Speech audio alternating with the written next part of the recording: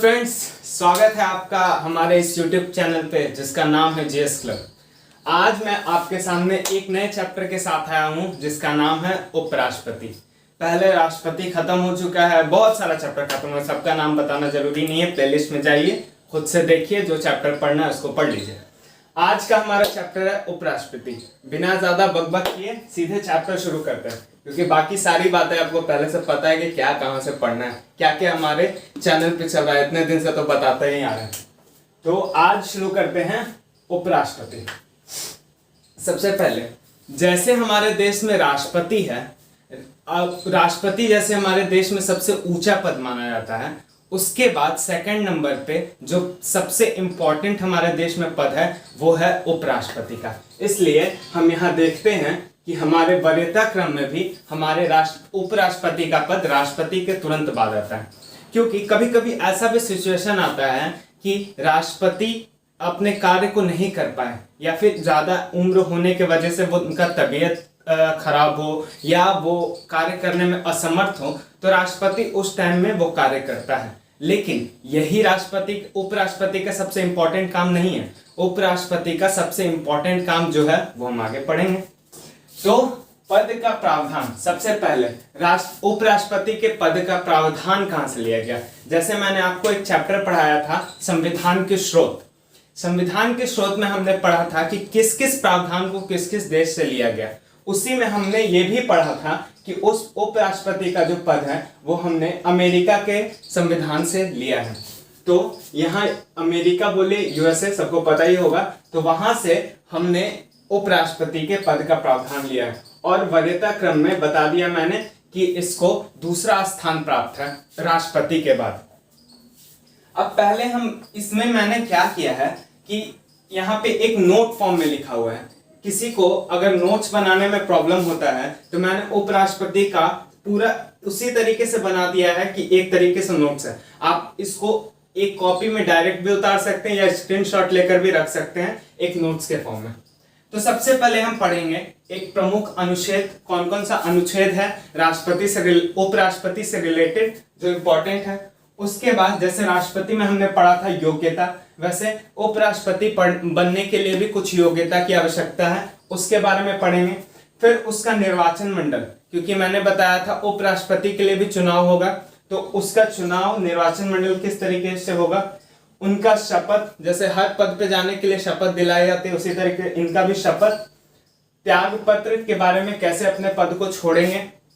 हटाने की विधि, यहाँ त्याग पत्र अपनी स्वेच्छा से देंगे वो, लेकिन अगर दूसरे लोग उनको हटाना चाहते हैं तो किस तरीके से हटाएंगे उसकी विधि है।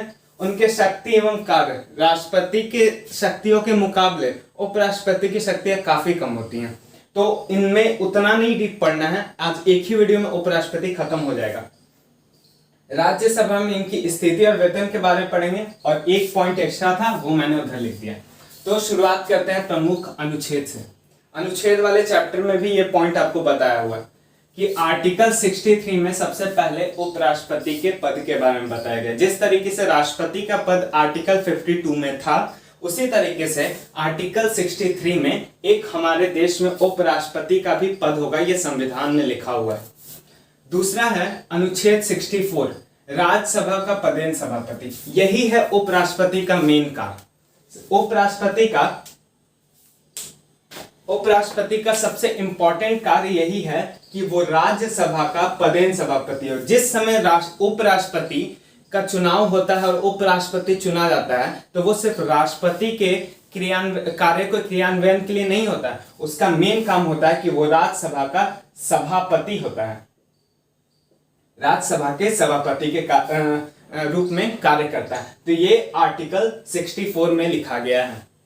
फिर है आर्टिकल 70, राष्ट्रपति के कार्यों का क्रियान्वयन। यहाँ आया उनका एक इंपॉर्टेंट काम बोल सकते हैं, लेकिन ज्यादा बार इसका यूज हुआ ही नहीं आज तक, क्योंकि राष्ट्रपति जो रहता है वो अपना पद कभी छोड़ा ही नहीं है आज तक। तो उपराष्ट्रपति राष्ट्रपति के पद पर कार्य कर ही नहीं पाए, बहुत रेयर केस में ऐसा हुआ है।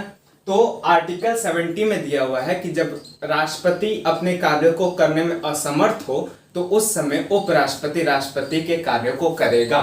यही है आर्टिकल 70। ये मैंने आपको अपने अनुच्छेद वाले वीडियो में बता दिया। यहाँ पे एक रिवीजन के लिए मैंने लिख दिया ताकि दोनों एक दूसरे से कनेक्टेड रहे।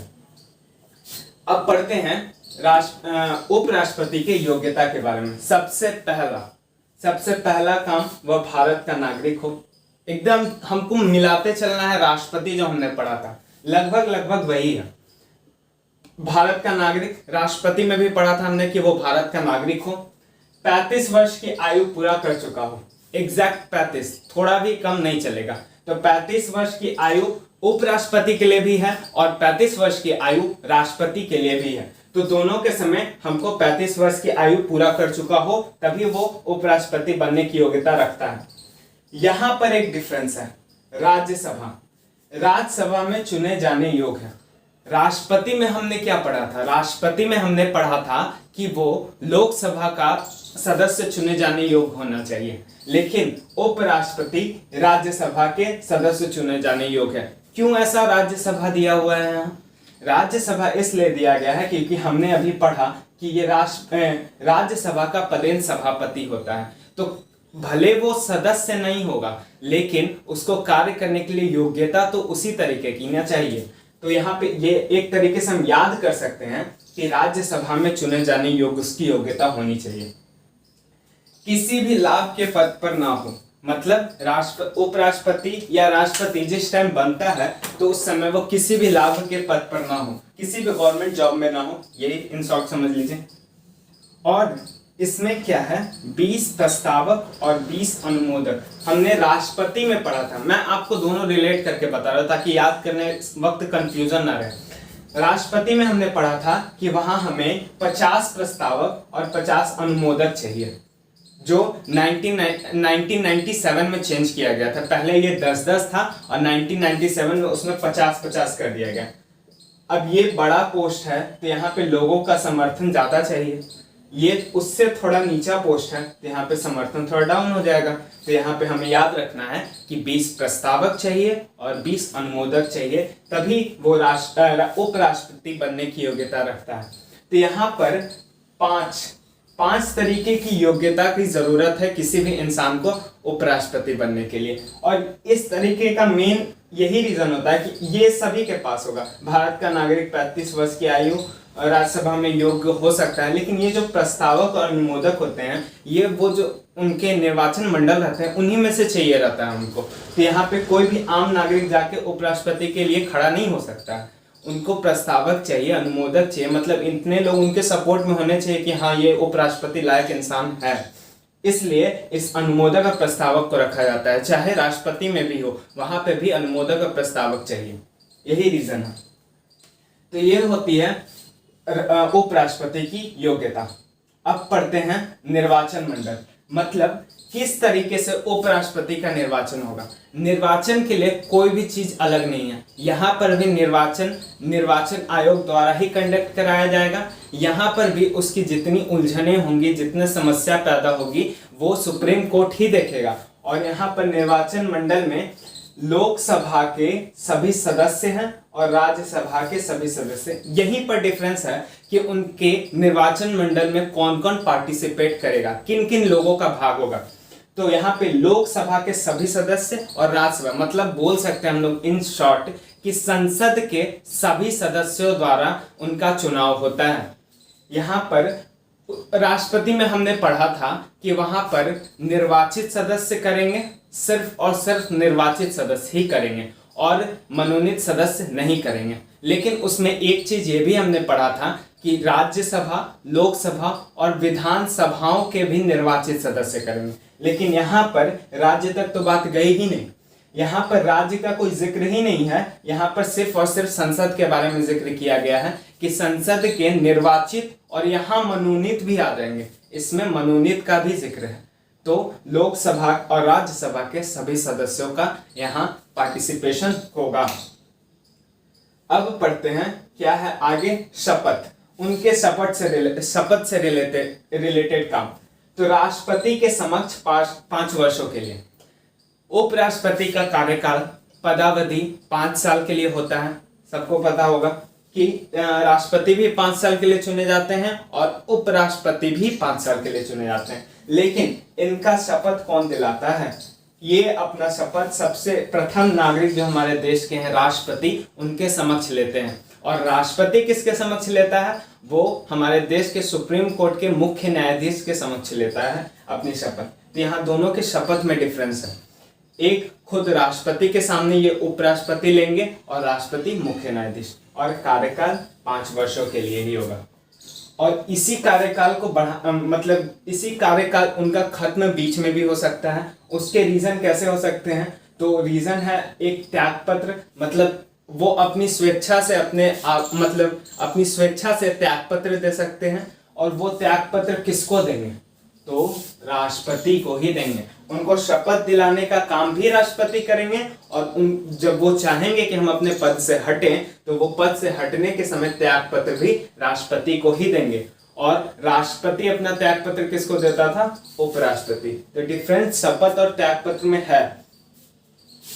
त्यागपत्र राष्ट्रपति को देते हैं, और यहाँ पर ये तो त्यागपत्र एक तरीका हुआ उनको हटाने का, वो जब स्वेच्छा से हटना चाहे। जब उन्हें किसी और के द्वारा हटाना हो, तो वहां हटाने की विधि में हम क्या पढ़ सकते हैं कि राज्यसभा में पेश किया जाएगा। अब राज्यसभा में क्यों? राष्ट्रपति का हमने पढ़ा था कि वो किसी भी सभा में पेश किया जा सकता था, क्योंकि राष्ट्रपति किसी सभा में सदस्य के रूप में कार्य नहीं करता था। ऐसे तो उपराष्ट्रपति भी सदस्य के रूप में कार्य नहीं करता है, लेकिन सभापति के रूप में तो कार्य करता है ना। वो कार्य करता है राज्यसभा के सभापति के रूप में, इसलिए उसका जो हटाने की विधि का पेश होगा विधेयक, वो राज्यसभा में ही पेश होगा। हमने पढ़ा था राष्ट्रपति में कि उन पर महाभियोग लगाया जाता था, लेकिन वो जो शब्द है महाभियोग, उसका जिक्र सिर्फ और सिर्फ राष्ट्रपति के लिए ही किया जाता है। वो शब्द महाभियोग जो शब्द है, उसका इस्तेमाल सिर्फ राष्ट्रपति के लिए किया जाता है, वो उपराष्ट्रपति के लिए नहीं किया जाता है। लेकिन तरीका सेम ही होता है, हटाने का तरीका सेम ही होता है। राज्यसभा में पेश किया जाएगा, उसे फिर लोकसभा में पेश किया जाएगा, लेकिन इन्हें भी 14 दिन पूर्व सूचना दी जाती है कि आप पर कि आपको हटाने की विधेयक पेश होने वाला। यही काम राष्ट्रपति में। तो यहाँ पे जिस तरीके से हमने राष्ट्रपति में पढ़ा था कि उन्हें 14 दिन पहले सूचना दिया जाता है कि हाँ आपके लिए विधेयक पेश हो रहा है, आपको हटाने के लिए आप पर महाभियोग लगने वाला है, उसी तरीके से उपराष्ट्रपति में भी होता है। उपराष्ट्रपति को भी 14 दिन पहले सूचना दी जाती है कि हाँ आपको हटाने के लिए विधेयक पेश होने वाला है, अपना जान बचा लीजिए किसी भी तरीके से।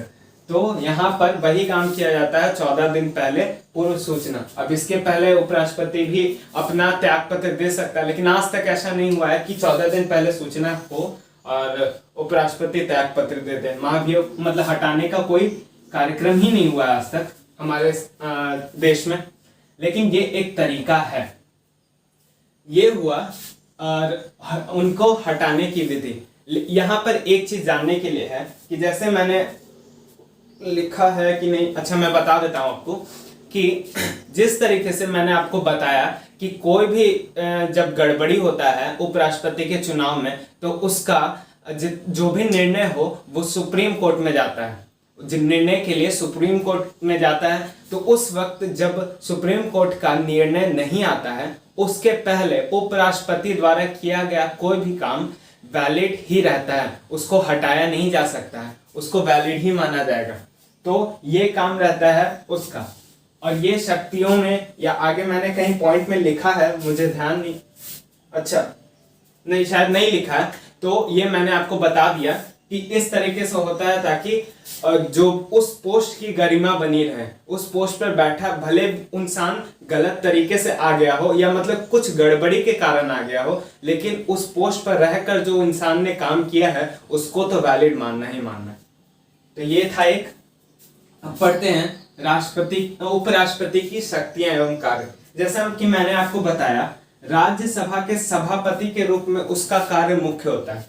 वो सबसे पहले राज्यसभा के सभापति के रूप में ही कार्य करते हैं, लेकिन जब राष्ट्रपति की अनुपस्थिति होती है तो वो राष्ट्रपति के रूप में कार्य करता है, और इसका मैक्सिमम लिमिट 6 मंथ है। तो यहाँ पर 2 शक्तियों के बारे में हमने जाना, एक मेन काम जो उनका सभापति के रूप में, और दूसरा कार्य है राष्ट्रपति जब राष्ट्रपति अनुपस्थित हो तो राष्ट्रपति के लिए, लेकिन उसका भी लिमिटेशन है कितना, 6 मंथ। अब यहाँ पर एक क्वेश्चन बनता है कि जब उपराष्ट्रपति राज्यसभा का सभापति होता है तो और उसी वक्त अगर राष्ट्रपति अनुपस्थित हो जाए और वो राष्ट्रपति के रूप में कार्य करता है तो उसको वेतन किस रूप में मिलता है? तो यहाँ पर उसे वेतन राज्यसभा के सभापति के रूप में नहीं, राष्ट्रपति के रूप में मिलता है, क्योंकि वो उस वक्त राष्ट्रपति की तरह कार्य करता है, वो उस पोस्ट पे कार्य कर रहा है, ना कि सभापति के रूप में कार्य कर रहा है। तो उस समय उसे जितने भी वेतन और भत्ते हैं वो राष्ट्रपति वाले मिलेंगे, ना कि राज्यसभा के सभापति के रूप में। तो यहाँ पर ये क्वेश्चन काफी ऊंचे लेवल के एग्जाम और नीचे लेवल के एग्जाम दोनों में पूछा जाता है कि किस तरीके का वेतन मिलता है, तो वो राष्ट्रपति के रूप में उन्हें वेतन मिलता है। अब आता है राज्यसभा में उनकी स्थिति एवं वेतन। जो मैंने वेतन का जिक्र किया वो थोड़ा यहाँ भी पढ़ लेंगे। राज्यसभा के सभापति होंगे पर सदस्य नहीं होंगे। यहाँ हमें जानना है कि वो राज्यसभा के सभापति होते हैं लेकिन सदस्य क्यों नहीं होते, क्योंकि यहाँ पर उनका निर्वाचन जो हो रहा है, मतलब निर्वाचन जो हो रहा है वो उपराष्ट्रपति के रूप में हो रहा है और उपराष्ट्रपति राज्यसभा का पदेन सभापति होता है। मतलब जो इंसान उपराष्ट्रपति का चुनाव जीतता है वो खुद ब खुद राज्यसभा का सभापति बन जाता है, तो वो राज्यसभा के सदस्यों में से नहीं चुनकर आता है। और यही अगर हम लोकसभा में देखते हैं, कोई मार्कर ही नहीं चल रहा है यार, हम अगर लोकसभा में देखते हैं तो लोकसभा में होता क्या है कि वहां पर जितने भी सदस्य बैठे हुए होते हैं उन्हीं में से किसी एक को सभापति चुना जाता है, अध्यक्ष चुना जाता है और उपाध्यक्ष चुना जाता है। तो यह होता है लोकसभा में, इसलिए वहां पर लोकसभा के सदस्य ही होते हैं वो जो वहां पे अध्यक्ष बनते हैं। लेकिन राज्यसभा में जो उपराष्ट्रपति होता है वो पदेन सभापति बनता है, इसलिए वो सभा का सदस्य नहीं होता है।